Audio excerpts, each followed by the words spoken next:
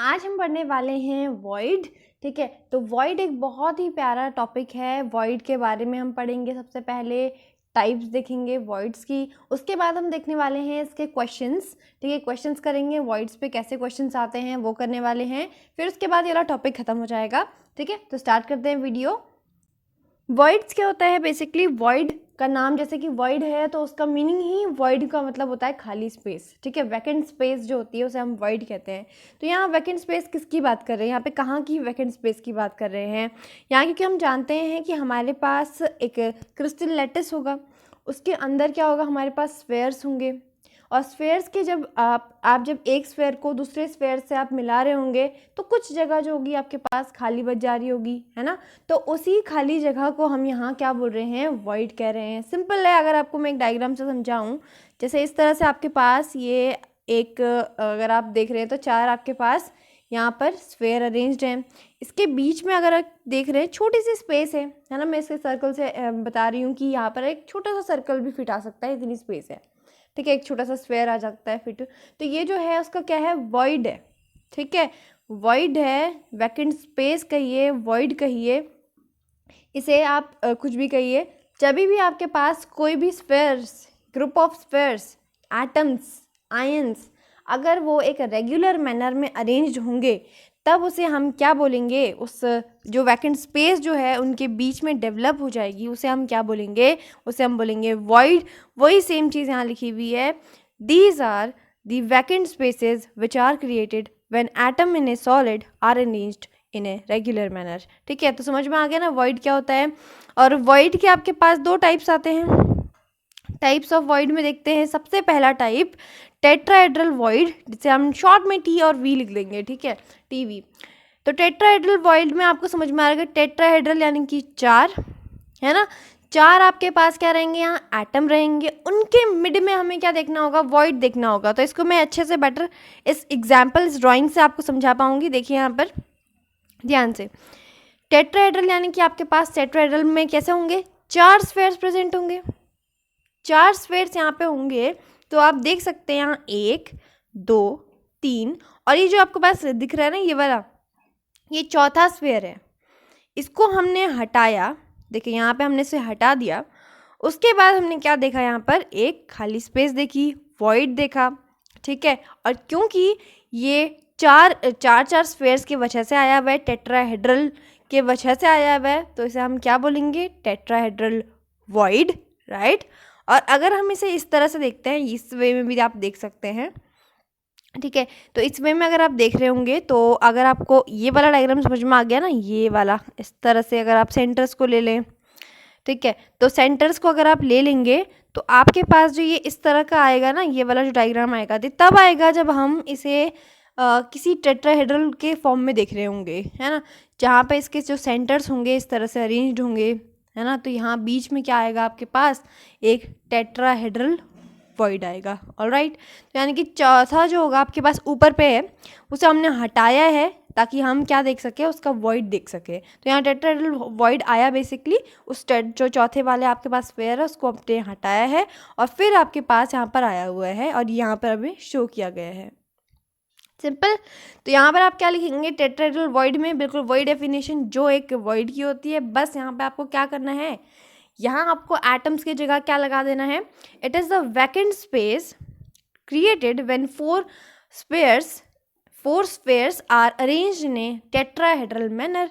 तो जब भी टेट्राहेड्रल मैनर यानी कि तीन नीचे और एक इनके ऊपर, है ना, इसको ओवरलैप किया हुआ होगा, इसके ऊपर पे एक रहेगा। इसको जब हटा देंगे हम तो एक आपको एक एम्प्टी स्पेस, वैकेंट स्पेस आपको दिखाई देगी वहाँ, और वो क्या होगा? आपका टेट्राहेड्रल वॉइड आपको कहलाएगा, जो कि टेट्राहेड्रल के वजह से वॉइड आया हुआ है ना। नेक्स्ट हमारे पास आता है नेक्स्ट ऑक्टाहेड्रल वॉइड। ऑक्टाहेड्रल में सिंपल है। ऑक्टाहेड्रल वॉइड कैसे आएगा? ऑक्टाहेड्रल वॉइड आपके पास, ऑक्टाहेड्रल हम 6 के लिए यूज़ करते हैं, है ना। तो 6 जब हमारे पास स्फेयर्स रहेंगे इन रेगुलर मैनर, अगर हम उसे अरेंज करते हैं, तीन नीचे तीन ऊपर, है ना, डायग्राम में देख लीजिए। यहाँ पर हमने क्या किया हुआ है? अगर आप देखेंगे ये वाला जो है, ये वाला जो है, ये नीचे पे है। ठीक है, ऊपर कौन सा है? ये वाला और ये वाला ऊपर है ना। तो जो नीचे हैं ये या फिर ये वाला आप देख लीजिए, नीचे वाला जो है और इसके ऊपर हमने सेम अपोजिट करके 3 आपके पास स्फेयर जो है वो रख दिए हमने। तो जब हमने उन तीनों स्फेयर्स को हटा दिया तो ये जो है नीचे का इस तरह से हमें दिखाई दिया, जहाँ पर अगर हम उससे देखेंगे, क्योंकि हम बीच में जाकर नहीं देख सकते हैं, तो हमने ऐसा देखा कि हमारे पास एक छोटी सी जगह बच जाती है जब हम इस तरह का ऑक्टाहेड्रल ऑक्टाहेड्रल के फॉर्म में जब हम उसे अरेंज करते हैं तो एक ऑक्टाहेड्रल वॉइड हमें दिखाई देता है, राइट। तो ये हमने हटा करके ही शो कर पाया हमने, है ना। तो ये जो होगा एक ऑक्टाहेड्रल के फॉर्म में अरेंज है। यहीं पर हमें टेट्राहेड्रल का भी दिखा रखा है, बिल्कुल सेम, है ना, ताकि आप कॉन्ट्रास्ट भी कर सकें यहाँ पर आप कि टेट्राहेड्रल में और ऑक्टाहेड्रल में क्या फ़र्क है। सिंपल सा आपको समझना है कि आपके पास जो 3 स्फेयर्स हैं वो नीचे पे अरेंज्ड हैं और इसके ऊपर 3 हैं। तो ये आपके पास ऑक्टाहेड्रल हो गया। अब एक छोटा सा प्यारा सा इसमें कॉन्सेप्ट आता है, वो भी आपको याद करना है। सबसे पहले इसकी डेफिनेशन देख लेते हैं, क्या लिखा हुआ है ऑक्टाहेड्रल वॉइड में।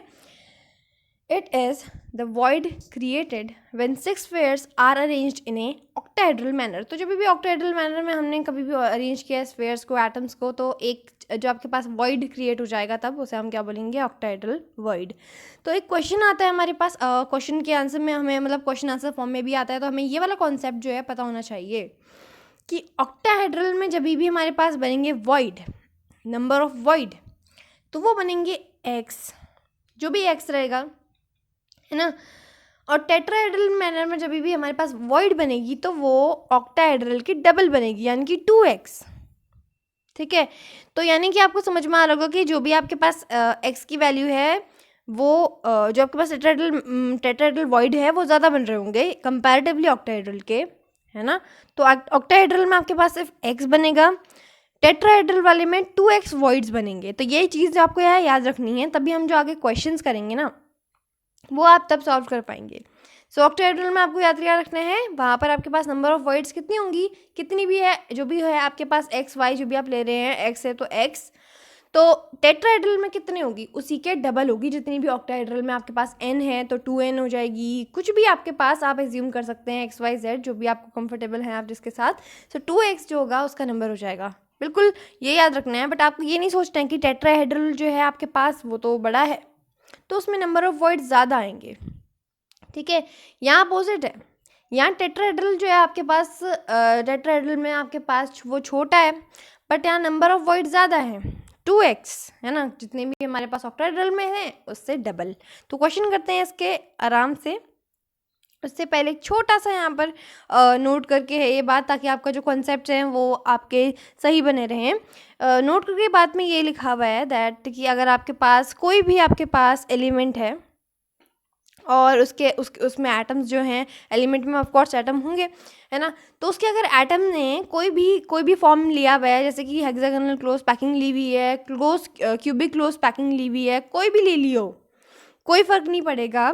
वहाँ पर x अगर ऑक्यूपाई कर रहा है, वो x के फॉर्म में कर रहा है तो ऑक्टाहेड्रल वॉइड में कर रहा है, या फिर आपके पास टेट्राहेड्रल है ना, टेट्राहेड्रल वॉइड है, कोई फ़र्क नहीं पड़ेगा कि HCP में अलग होगा, CCP में अलग होगा। ये बात सिंपल सी बात कह रहे हैं ये लोग, दैट ऑक्टाहेड्रल वॉइड हो या टेट्राहेड्रल वॉइड हो, HCP और CCP में सेम रहेगा दोनों का केस। तो जो भी आपके पास ऑक्टाहेड्रल वॉइड है, यानी कि ऑक्टाहेड्रल में x रहता है वॉइड का नंबर, और टेट्राहेड्रल वॉइड में कितना रहता है, twice the number of octahedral void, है ना। तो ये कॉन्सेप्ट है। तो अब हमारे पास क्वेश्चंस आ गए हैं, है ना। कॉन्सेप्चुअल क्वेश्चन देखेंगे वॉइड के, बहुत इजी हैं क्वेश्चंस, आराम से करेंगे। जिनको समझ में आ गए हैं एक बार मैं समझाऊंगी, समझ लीजिए, फिर उसके बाद खुद करने के लिए ट्राई करना, है ना। वीडियो को पॉज करना, उसके बाद आप खुद करना, एंड देन वीडियो को आगे कर करके आप आंसर को मैच कर सकते हैं, दैट कैसे आपने किया हुआ है, बिल्कुल सेम कॉन्सेप्ट लगाया है कि नहीं, है ना। क्वेश्चन करते हैं फिर। A compound is made up of two elements A and B। तो एक कंपाउंड है जो कि A और B टाइप के एलिमेंट से बना हुआ है, राइट।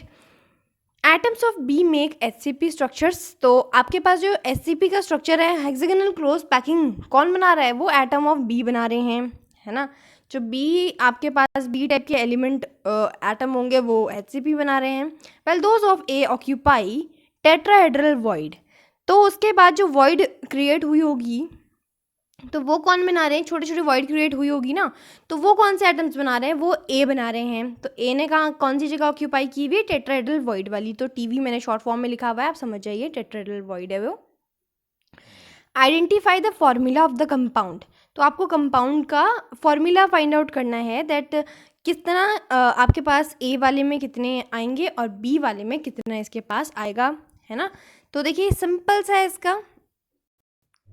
तो सबसे पहले यहाँ पर क्या दिया हुआ है, बी के लिए बोला हुआ है HCP में है, ठीक है, HCP स्ट्रक्चर बना रहा है। तो आप अगर एज्यूम कर लें बी के लिए X, ठीक है, जो भी आपके पास वॉइड हैं, एटम हैं, उन्हें हम क्या कहेंगे, X एज्यूम कर लेंगे। फिर आपके पास क्या है, ए है, ए बोला गया है, ए ने टीवी यानी कि टेट्राहेड्रल वॉइड ऑक्यूपाई किया हुआ है। सो ए ने क्या किया हुआ है, टीवी टेट्राहेड्रल वॉइड ऑक्यूपाई किया है। हम जानते हैं कि जो भी हमारे पास टीवी होता है वो ऑक्टाहेड्रल वॉइड के क्या करता है, डबल नंबर का क्या करता है, एटम्स को कह सकते हैं, या फिर डबल वॉइड जो है ऑक्यूपाई करता है, ठीक है। तो यहाँ पर क्योंकि एक्स थे टोटल एटम्स HCP में, तो उनका डबल जो होगा टीवी के केस में होगा, टेट्राहेड्रल वॉइड के केस में होगा। तो ये हो जाएगा 2 × x, या फिर आप सिंपली लिख सकते हैं 2x, है ना, 2x लिख लीजिए। या फिर अब हमारे पास b का आ गया है x, a का आ गया है 2x, तो आप यहाँ पे आराम से a और b का निकाल सकते हैं रेशियो, है ना। सिंपल सा हो जाएगा इसका रेशियो a और b का। देखिए a का आप मैं सिंपल से बता देती हूँ, a है 2x, b है x, तो x से x कैंसिल हो जाएगा, तो सिंपल हम लिख लेंगे ab, ठीक है, वरना a to b लिख लेंगे, वरना आपको समझ में वैसे ही आ जा रहा है तो आप सिंपल लिख सकते हैं a to b बिना x को लिखे हुए, है ना। तो a to b जो होगा यहाँ पर इसका क्या हो जाएगा, फॉर्मूला हो जाएगा, सिंपल था, है ना। HCP के लिए आ गया है, यहाँ पे टेट्राहेड्रल वॉइड आया था। अगर इसी की जगह यहाँ पे ऑक्टाहेड्रल वॉइड आया होता तो यहाँ पे 2 नहीं होता, x ही होता, है ना। तो यहाँ पे इसका क्या हो जाता, फॉर्मूला इसका बनता AB। तो क्वेश्चन जो है आपको खुद ही यहाँ पे सेल्फ कंपोज करने की, इस तरह का भी क्वेश्चन आ सकता है, तो हम कैसे इसे सॉल्व करेंगे, है ना। एक और आ गया है हमारे पास, a solid is made up of 2 elements P and Q। तो यहाँ पर क्या बने, 2 टाइप के एलिमेंट से बना हुआ है, P और Q टाइप के एलिमेंट एटम से बना हुआ है। Q फॉर्म CCP, तो क्यूबिक क्लोज पैकिंग जो है Q बना रहा है CCP, तो इसके एटम्स को मान लेते हैं X, while those of P are present in both octahedral void and tetrahedral void। तो जो P है उसके जो एटम्स हैं वो एक तो octahedral void में भी हैं और tetrahedral void में भी हैं, यानी कि octahedral void के लिए x, tetrahedral void के लिए 2x, कितना हो गया ये 3x, सिंपल। अब देखिए आइडेंटिफाई द फॉर्मूला, अब फॉर्मूला समझ में आ गया होगा आपको, ये 3x हो गया, ये x हो गया। तो q अगर आप पहले p लिखेंगे तो p कितना हो जाएगा 3q1, है ना, डायरेक्टली कर लेंगे, x से x कैंसिल आउट, जितना भी x होगा उसे कैंसिल आउट कर लेंगे, हमें पता नहीं है exactly the number of atoms present in the solid, right. So p3q यहाँ पर हो जाएगा इसका फॉर्मूला। सिंपल है, ये बहुत ईजी क्वेश्चन है, ये आराम से हो जाने चाहिए आपसे, है ना। क्वेश्चन है अब हमारे पास next, a solid is made up of 2 elements x and y atoms, y form CCP, y ने CCP कुछ भी कर सकता है, कोई फ़र्क नहीं पड़ता, उसमें ऑक्टाहेड्रल और उसमें वॉइड में कोई फ़र्क नहीं पड़ता, इसके एलिमेंट्स को मान लेते हैं x, while those of x occupy 2/3 of TV। तो जो हमारे पास x है इसे इस तरह से बना लेते हैं, x इसने ऑक्यूपाई किया है 2/3 या फिर 2/3 ऑफ यानी कि मल्टीप्लाई TV यानी कि टेट्राहेड्रल वॉइड यानी कि 2x, है ना। टेट्राहेड्रल में क्या होता है, double the number of octahedral होता है, या फिर टोटल नंबर अगर हम यहाँ की बात कर रहे हैं तो टोटल नंबर, है ना। तो x जो होता है ज़्यादातर टोटल नंबर ही होता है एटम्स का, तो 2x जो होता है यानी कि टेट्राहेड्रल वॉइड के लिए हमारे पास 2x होते हैं, है ना, नंबर ऑफ एटम्स 2x। सो इसको अगर हम सॉल्व करेंगे तो, क्योंकि ऊपर वाला तो सिंपल है x, तो यहाँ अगर हम इसे सॉल्व करेंगे तो क्या आ जाएगा 4x/3, सिंपल, है ना।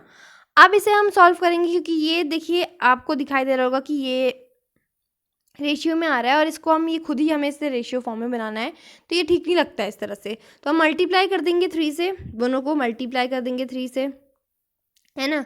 तो ये हो जाएगा 3x, ये हो जाएगा 4x, तो ये हो जाएगा अब x4y3, x4y3 आंसर आ जाएगा इसका x4y3। सही है ना। आगे चलिए, क्वेश्चन आ गया है, इसे भी खुद करने के लिए ट्राई कीजिए। वीडियो पॉज और उसके बाद अपना खुद सॉल्व कीजिए। इसे भी बहुत इजी है, भी बिल्कुल जैसे मैंने आपको बताया वैसे ही इसको आप फॉलो करते जाइए और ये भी क्वेश्चन आपका हो जाएगा। देखिए क्वेश्चन क्या है, ऐसे पढ़ लेते हैं तब तक। A solid is made up of 2 elements A and B. तो ए और बी टाइप के जो आपके पास है, एक सॉलिड है उसके में 2 एलिमेंट्स हैं, ए और बी टाइप के एटम से बना हुआ है, जहाँ बी जो है आपके पास SCB बना रहा है और ए जो है आपके पास A is present in octahedral void and 3/4 of tetrahedral void. तो बी जो है आपके पास HCP बना रहा है, सबसे पहले HCP जो है बी बना रहा है, यानी कि एक्स जो बी रहे होंगे एक्स एटम्स, है ना, एक्स नंबर में है। फिर उसके बाद बोला गया है जो आपके पास ए है, ए के लिए ए जो है वो बना रहा है ऑक्टाहेड्रल वॉइड में प्रेजेंट होगा, और क्या बोला है एंड यानी कि प्लस कर लेंगे 3/4 ऑफ TV, है ना, सिंपल था। ऑक्टाहेड्रल वॉइड यानी कि यहाँ पर डायरेक्टली लिख दीजिए x प्लस 3/4 इंटू TV यानी कि 2x। सॉल्व कर लीजिए इसको, कितना आएगा बताइए मुझे। देखिए यहाँ पर अगर आप इसे सॉल्व करेंगे तो यहाँ पर आप इसका आंसर आ जाएगा आपके पास 3/4 है ये, और इसे सॉल्व करेंगे तो इसको आप डायरेक्टली लिख सकते हैं 6x/4, है ना। अब बच्चे तो है नहीं, आप 6x/4 लिख सकते हैं।